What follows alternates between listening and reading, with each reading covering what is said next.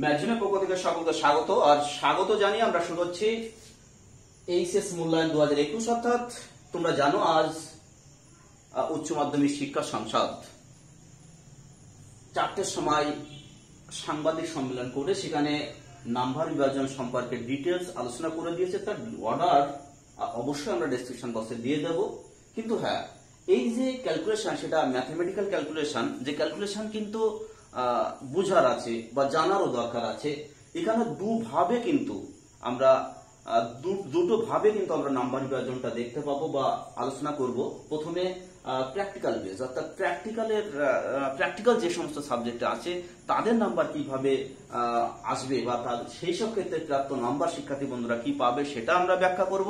তারপর নন ল্যাব, অর্থাৎ যাদের যে সমস্ত সাবজেক্ট প্রজেক্ট আছে সেই সমস্ত সাবজেক্টে কিভাবে নাম্বার আসবে বা প্রাপ্ত নাম্বার কি হবে, সব বিষয়ে আমরা আলোচনা করব। এবং শুধু তাই নয়, আমরা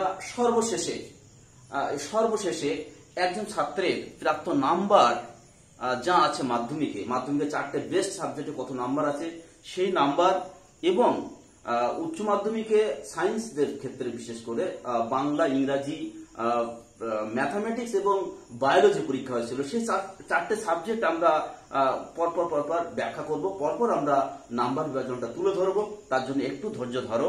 অবশ্যই তোমরা প্রথম থেকে শেষ অবধি দেখো, দেখলে দেখবে তোমাদের নিজের নাম্বার কত হবে সেটা তোমরা নিজেই ক্যালকুলেশন করতে পারবে। তা যাই হোক, এখানে দেখো, এখানে যে উচ্চ মাধ্যমিক শিক্ষা সংসদ যেটা প্রকাশ করেছে নাম্বার বিভাজন, অবশ্যই একটা ল্যাব বেস সাবজেক্ট, অর্থাৎ প্র্যাকটিক্যাল আছে, তার একটা ফিজিক্সের নাম্বার এখানে দিয়ে দিয়েছে। দেখো নাম্বারটা কিভাবে নেওয়া হচ্ছে। দেখো, ল্যাব যে সমস্ত সাবজেক্টে থাকে, ল্যাব বেস যে সমস্ত সাবজেক্ট বা প্র্যাকটিক্যাল থাকে, সেগুলো কিন্তু থিওরি হচ্ছে 70 নাম্বারের থিওরি হয়। 70 নম্বরের থিওরি কোন কোন সাবজেক্টে হয়? ফিজিক্স হয়, কেমিস্ট্রি হয়, বায়োলজি হয়। এইগুলো কিন্তু মোটামুটি ল্যাব বেস সাবজেক্ট। তাহলে এখানে 70-এর উপরে আমরা ল্যাব বেস সাবজেক্ট গুলো ক্যালকুলেশন করব। তা দেখো এখানে কি করা আছে, মাধ্যমিক ওখানে কি বলা আছে, 40% দিতে হবে, 11 থেকে 60% নিতে হবে, নিয়ে তারপরে প্র্যাকটিক্যালে। এবার উচ্চ মাধ্যমিকে তোমরা যে প্র্যাকটিক্যালের নাম্বারটা পেয়েছো বা স্কুল কর্তৃপক্ষ যে নাম্বারটা দিয়েছে, সেই নাম্বার যেটা তোমার উচ্চ মাধ্যমিক কাউন্সিল লিখেছে, সেই নাম্বারটা কত, সেই তার সঙ্গে যোগ করে কিন্তু আমাদের প্রাপ্ত নাম্বার আসবে। তা আমি এক এক করে ব্যাখ্যা করছি। দেখো 40% মাধ্যমিকের ওয়েটেজ, তাহলে এখানে দেখো 40% অফ 70, যেহেতু আমরা ক্যালকুলেশন করছি প্র্যাকটিক্যাল বেস সাবজেক্টের, সেখানে থিওরি 70, সেই জন্য 70-এর উপরে কিন্তু সেটা ক্যালকুলেশন করে আসছে আমাদের 28 নাম্বার। এবার কোন শিক্ষার্থী বন্ধু 400-র মধ্যে, আমাদের যে হলো মাধ্যমিকের যে 700 নাম্বার পরীক্ষা, তাদের মধ্যে 400 অবশ্যই সেই 400 কোন 400, যে 400 তোমরা বেস্ট নাম্বার পেয়েছো, সব থেকে বেশি 7টা সাবজেক্টের মধ্যে যে 4টা সাবজেক্টে সব থেকে বেশি নাম্বার পেয়েছো। ধরা হচ্ছে কোন একটা শিক্ষার্থী বন্ধু হয়তো 400-র মধ্যে সব থেকে বেশি নাম্বার পেয়েছে 200। তবে হ্যাঁ, আমি আবারও বলছি, আমি কিন্তু পরের দিকে দেখো একটা আমারই এক পরিচিত শিক্ষার্থী বন্ধুর নাম্বার এখানে কিন্তু আমরা আলোচনা করে দিয়েছি, সেটা দেখলে তোমাদের বিষয়টা আরো পরিষ্কার হবে। তাহলে যাই হোক এখানে পেয়েছে হয়তো 200 নাম্বার। তাহলে আমাদের এই যে ওয়েটেজ যে নাম্বার আমরা 28 পেয়েছে, 28-এর জন্য ওর নাম্বারটা কত আসবে। দেখো 28 গুণ 200/400, এই 200টা কি, 400-র মধ্যে সব থেকে বেশি যে নাম্বার পেয়েছো সেই নাম্বারটা হচ্ছে 200। সে এখানে যে 200 হবে এমন কোনো কথা নেই, কোন একটা শিক্ষার্থী 400-তে 400 পেতে পারে। যেগুলো physical science, mathematics, life science বা অন্য একটা সাবজেক্টে 400 পেতে পারে, 396, 390 এরকম হতেই পারে। সেই নাম্বারটা কিন্তু এখানে আসবে। তাহলে সেটা ক্যালকুলেশন করে 28 গুণ, তুমি আবারও বলছি, মাধ্যমিকে যে 4টে সাবজেক্টে সব থেকে বেশি নাম্বার পেয়েছো সেই টোটাল নাম্বারটা এখানে, সেই 4টে সাবজেক্টের যোগফল এখানে 400। এখানে যেহেতু 200-র মধ্যে একটা দেখানো হয়েছে, এটা কাউন্সিলে করেছে, সেখান থেকে আসছে কত, এখানে দেখো এটা ক্যালকুলেশন করলে হচ্ছে 14। এখানে 28 গুণ 200/400, সেটা করে এসছে 14। এটা গেল ল্যাব বেস যে সমস্ত প্র্যাকটিক্যাল সাবজেক্ট থাকে তার জন্য তুমি সবসময়ের জন্য 14 পাচ্ছ মাধ্যমিকের জন্য। এবার হচ্ছে 11 60% ওয়েটেজ নেওয়া হচ্ছে। তাহলে দেখো 60 ইন্টু অফ বা 60 ইন্টু 70, 60% ইন্টু 70 বা 60% অফ 70, 60% অফ 70, যেহেতু থিওরি হলো 70 জন্য, সেখানে আসছে আমাদের 42। এবার কোন একটা ছাত্র বা ছাত্রী ফিজিক্সের কথা এখানে বলা আছে, এটা কাউন্সিলেরই বলা, থিওরি যে 70 নাম্বার হয়, 70-এর মধ্যে যদি সে 50 নাম্বার পায়, 70-এর মধ্যে যদি 50 পায়, তাহলে ওর ওই ফিজিক্সে ওর প্রাপ্ত নাম্বার দাঁড়াবে 42 গুণ 50/70, 42 গুণ 50/70। এবার এইটা এই ক্ষেত্রে আমি একটা বলবো, তুমি যে 50 পেয়েছো বা একটা নির্দিষ্ট 50 সেটা কিন্তু না, যে কোনো শিক্ষার্থী বন্ধু 70 পেতে পারে, 70 কেউ 68 পেতে পারে, কেউ 69 পেতে পারে, কেউ 65 পেতে পারে, কেউ 53 পেতে পারে, সেই নাম্বারটা কিন্তু এখানে বসবে। তাহলে দেখা হলো কোনো শিক্ষার্থী বন্ধু 68 হয়, তাহলে 68/70 ইন্টু হচ্ছে 42, 42 ইন্টু 68/70 বা 69/70 বা 53/70, এইরকম কিন্তু কেউ আবার হয়তো দেখা গেল 30 পেয়েছে, তাই 30/70 এরকম কিন্তু আসবে। তা যাই হোক, এখানে কাউন্সিল যে ক্যালকুলেশন করেছে 42 ইন্টু হচ্ছে 50 পেয়েছে ধরে নিয়ে ক্যালকুলেশন করেছে, সেটা আসছে আমাদের 30। তাহলে আর এবার যে প্রজেক্টের বা প্র্যাকটিক্যালে যে নাম্বার স্কুল পাঠিয়ে দিয়েছে কাউন্সিলের কাছে, সেখানে হয়তো সেই শিক্ষার্থী বন্ধুকে দেওয়া হচ্ছে 28। তাহলে ফিজিক্সে ওর টোটাল নাম্বার দাঁড়াচ্ছে কত? মাধ্যমিকের জন্য 14, আর 11-এর জন্য 30, আর প্রজেক্টে পাঠিয়েছে হচ্ছে প্র্যাকটিক্যালে পাঠিয়েছে 28। তাহলে 14 যোগ 30 যোগ 28 সমান হচ্ছে 72। তাহলে ওই শিক্ষার্থী বা শিক্ষার্থী বন্ধু বা ছাত্র বা ছাত্রীর ফিজিক্সের প্রাপ্ত নাম্বার হবে 72। এবার আমি যেটা বলছিলাম, আমারই পরিচিত একটা শিক্ষার্থী বন্ধু, তার ক্ষেত্রে আমি একটু ক্যালকুলেশন করে দেখিয়ে দিয়েছি। সেটা দেখো, এখানে ও বায়োলজিতে পেয়েছে 93, ফিজিক্যাল সায়েন্সে পেয়েছে 94, ম্যাথমেটিক্সে পেয়েছে হচ্ছে 94, আর বায়োলজি লাইফ সায়েন্সে পেয়েছে 96। এটা হচ্ছে জিওগ্রাফি 93, আর ফিজিক্সে হচ্ছে 94, ম্যাথমেটিক্সে 94, আর হচ্ছে এটা 96 হচ্ছে লাইফ সায়েন্সে। তার টোটাল নাম্বার মাধ্যমিক হচ্ছে 377, অর্থাৎ চারটে যে বেস্ট ফোর যে সাবজেক্ট, সেখানে টোটাল নাম্বার পাচ্ছে 377। তাহলে যেহেতু বায়োলজি পরীক্ষাটা হয়েছিল তোমাদের 11-এ, সেই বায়োলজিটাই আমি ক্যালকুলেশন করেছি।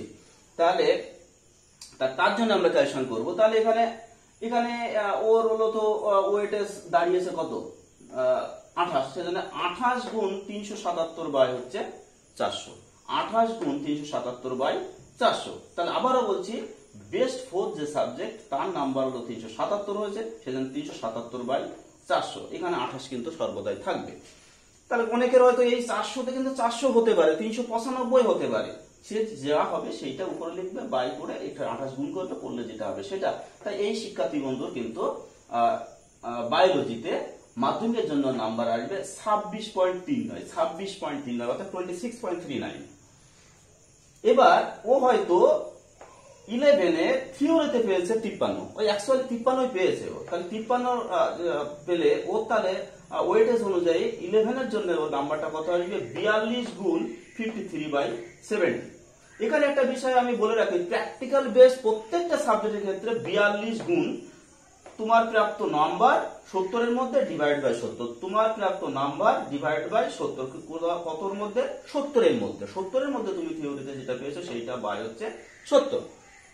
তাহলে এই যে শিক্ষার্থী বন্ধুরা আমি ক্যালকুলেশন করে দিচ্ছি, তার কিন্তু দাঁড়ালো 31.8, তার দাঁড়ালো হচ্ছে 31.8। আর প্রজেক্টে আমি প্র্যাকটিক্যালি আমরা ধরেই নিচ্ছি ও 30 নাম্বার তো ওকে দিয়েছে। তাহলে টোটাল নাম্বার দাঁড়ালো কত? মাধ্যমিকের জন্য 26.39, তাহলে 26.39। আর 11-এ ও যে নাম্বার পেয়েছিল তার জন্য ও পাবে 31.8, আর প্র্যাকটিক্যালি নাম্বার হয়তো পাঠিয়ে দেওয়া হচ্ছে 30, তাহলে যোগ 30, তাহলে বায়োলজিতে ওর নাম্বার হচ্ছে 88.19। এই হচ্ছে কিন্তু ল্যাব বেস, অর্থাৎ প্র্যাকটিক্যাল যে সমস্ত সাবজেক্ট আছে সেক্ষেত্রে কিন্তু এই ক্যালকুলেশন। তবে একটা বিষয় আমি গুরুত্বপূর্ণ একটা বিষয় সর্বশেষে আমি ব্যাখ্যা করব বা আলোচনা করব, তার জন্য অবশ্যই তোমরা ওয়েট করো। আর তোমাদের আমি আবারও বলছি, ধৈর্য ধরে তোমরা দেখো, দেখবে তোমরা প্রত্যেকটা বিষয়ের নাম্বার তোমরা নিজেরাই ক্যালকুলেশন করতে পারবে। তা যাই হোক, ল্যাব বেস সাবজেক্টের আমরা বিষয়টা ব্যাখ্যা করলাম। এবার যদি নন ল্যাব হয়, প্রজেক্ট আছে শুধুমাত্র, তার ক্ষেত্রে কি হবে সেই বিষয়টা আমরা একটু ব্যাখ্যা করব। সেই বিষয়টা একটু ব্যাখ্যা করি। তাহলে নন ল্যাব এটা হয়ে যাচ্ছে কিন্তু তখন আমাদের নন ল্যাব। নন ল্যাবের ক্ষেত্রে কি দাঁড়াচ্ছে, তাহলে একটু আমরা ধীরে ধীরে ব্যাখ্যা করি। নন ল্যাবের ক্ষেত্রে থিওরি কত, 80। তাহলে এইখানে কিন্তু 80 চলে আসলো। এবার দেখো, এবার মাধ্যমিকে ওইটার যে নাম্বার এসেছিল কত, আমরা ল্যাবের জন্য আমরা 70 নিয়েছিলাম, 70-এর মধ্যে গ্রাজুয়েশন করেছিলাম। এবার কিন্তু এইখানে হবে 88 এর মধ্যে গ্রাজুয়েশন করা হবে, অর্থাৎ এইটা চলে আসবে কিন্তু 32। এই জায়গাটা কিন্তু খেয়াল রাখতে হবে, এখানে কিন্তু 80-এর মধ্যে 40% অফ 80 সমান সেটা আসলো 32। এবার আমরা যে ক্যালকুলেশন করব, আমি যেটা বলছিলাম, আমি একটা শিক্ষার্থী বন্ধু যেটা ক্যালকুলেশন করছিলাম সেটা দিয়ে আমরা ক্যালকুলেশন করব। তাহলে আমি সেইটা একটু ব্যাখ্যা করি, এটা আমরা রাখছি না। দেখো, তাহলে ওয়েটেজ অনুযায়ী 32 দাঁড়াচ্ছে কিন্তু। এবার 32 এর সঙ্গে কিন্তু সব ক্যালকুলেশন করতে হবে। এইখানে দেখো, একটু আগে 28-এর সঙ্গে করেছিলাম যেহেতু 70% এর জন্য এসেছিল, আর এবার কিন্তু 80। তাহলে এইখানে হবে 32। তাহলে 32 ইন্টু, দেখো ওই যে শিক্ষার্থী বন্ধু সে টোটাল পেয়েছিল বেস্ট 4-এ 377, 32 ইন্টু 377 বাই হচ্ছে 400। আর এইটা ক্যালকুলেশন করে ওর ওটা আসবে, ক্যালকুলেশন করে আসছে 30.16। তাহলে 30.16 কিন্তু ওর নাম্বারটা চলে আসলো। অর্থাৎ মাধ্যমিকের জন্য তোমাদের নন ল্যাব সাবজেক্ট যতগুলো আছে প্রত্যেকের ক্ষেত্রে কিন্তু যদি তুমি 377 পাও, বা এই যে শিক্ষার্থী বন্ধুরা আমি ক্যালকুলেশন করছি ওর নন ল্যাব সাবজেক্ট অর্থাৎ বাংলা, ইংরাজি, ম্যাথমেটিক্স, বাংলা, ইংরাজি, ম্যাথ, অঙ্ক বা গণিত, এদের ক্ষেত্রে কিন্তু মাধ্যমিকের জন্য সবসময়ের জন্য এই শিক্ষার্থী বন্ধুর 30.16 যোগ হবে।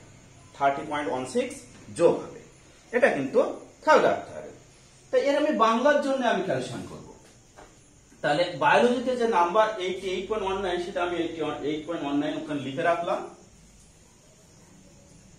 এবার বাংলার জন্য আমি ক্যালকুলেশন করব। তা দেখো,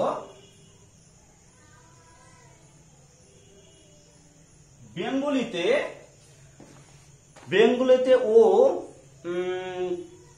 পেয়েছিল 66। তাহলে এইখানে আমার একটু ক্যালকুলেশন আছে। এখানে দেখো 70-এর মধ্যে ক্যালকুলেশন করলে হবে না, এখানে কতর মধ্যে ক্যালকুলেশন করতে হবে, অবশ্যই 80-এর মধ্যে, কারণ থিওরিটা হচ্ছে 80। তাহলে এখানে হবে 48, এটা হবে 48, আর এটা আমরা রাখছি না। তাহলে বাংলার জন্য আমরা ক্যালকুলেশন করছি। তাহলে দেখো, বাংলায়ও থিওরিতে পেয়েছে 66। তাহলে এখানে কত হবে, 48 ইন্টু হচ্ছে 66 বাই হচ্ছে 80। তার মানে এটা একটু ক্যালকুলেশনটা দেখে নি। ওর ক্যালকুলেশন করে দাঁড়িয়েছে 39.6। আর আমরা ধরে নিচ্ছি ওর প্রজেক্টে পাঠিয়েছে 18। তাহলে বাংলায় ওর নাম্বার দাঁড়াচ্ছে কত, বাংলায় ও উচ্চ মাধ্যমিকে পাবে যেটা, সেটা কত দাঁড়াচ্ছে, দেখো 30.16 প্লাস 39.6 প্লাস হচ্ছে 18 সমান ও দাঁড়াচ্ছে 87.76।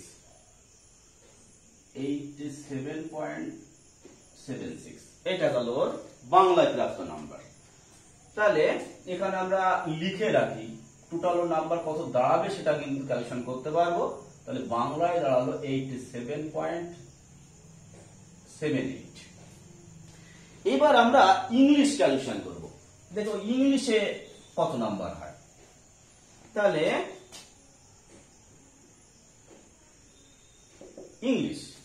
ইংলিশে ওর থিওরিতে পেয়েছিল হচ্ছে 50। তাহলে এখানে কত হবে 48 ইন্টু 50 বাই হচ্ছে 80। সেটা ক্যালকুলেশন করে ও দাঁড়িয়েছে ইংলিশে 30 দাঁড়িয়েছে। আর এখানে আমরা ধরে নিচ্ছি ও 18 দিয়েছে ওর। তাহলে ইংলিশে ওর নাম্বারটা কত দাঁড়াবে? তাহলে 30.16 প্লাস 30 প্লাস হচ্ছে 18 সমান দাঁড়াচ্ছে ওর 78.16। তাহলে ইংলিশে দাঁড়ালো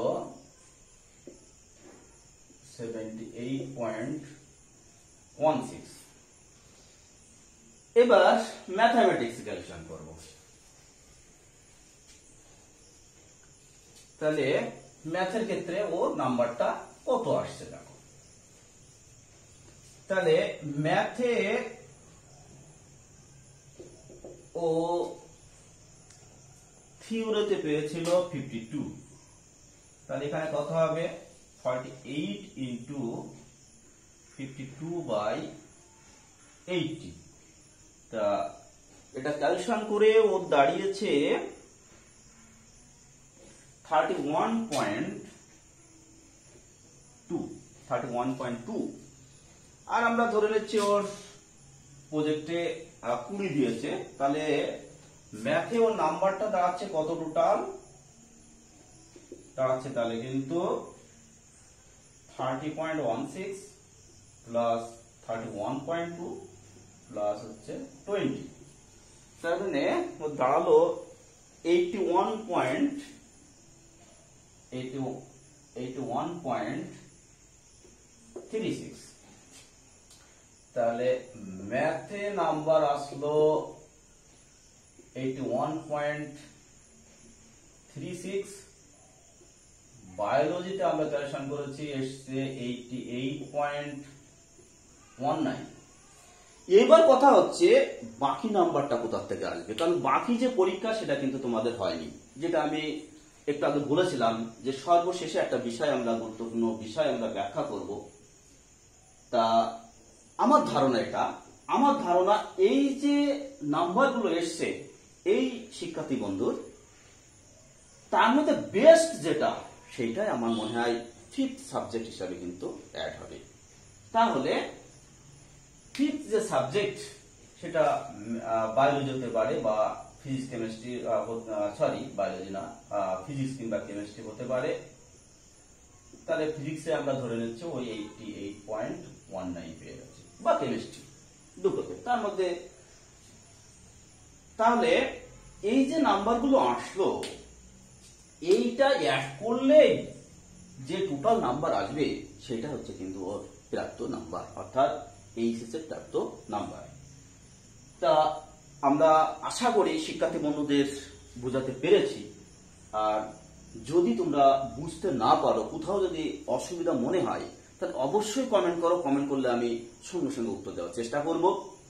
আবারও বলছি, যদি বুঝতে কোথাও অসুবিধা হয় তাহলে অবশ্যই তোমরা কমেন্ট করো। কমেন্ট করলে অবশ্যই আমি ব্যাখ্যা করে ক্যালকুলেশন করে দিয়ে আমি তোমাদের ফটো তুলে, আমি খাতায় ক্যালকুলেশন করে ফটো তুলে পিডিএফ আকারে তোমাদের দিয়ে দেবো। তা যদি এটা তোমাদের উপকার হয় বলে মনে করো তাহলে অবশ্যই একটু শেয়ার করবে এবং লাইক করতে ভুলো না। এটা আমাদের আশা বা আমাদের প্রত্যাশা। তাহলে আজ এ পর্যন্ত রাখছি। আরো আপডেট আসলে অবশ্যই আমরা জানাবো। নমস্কার।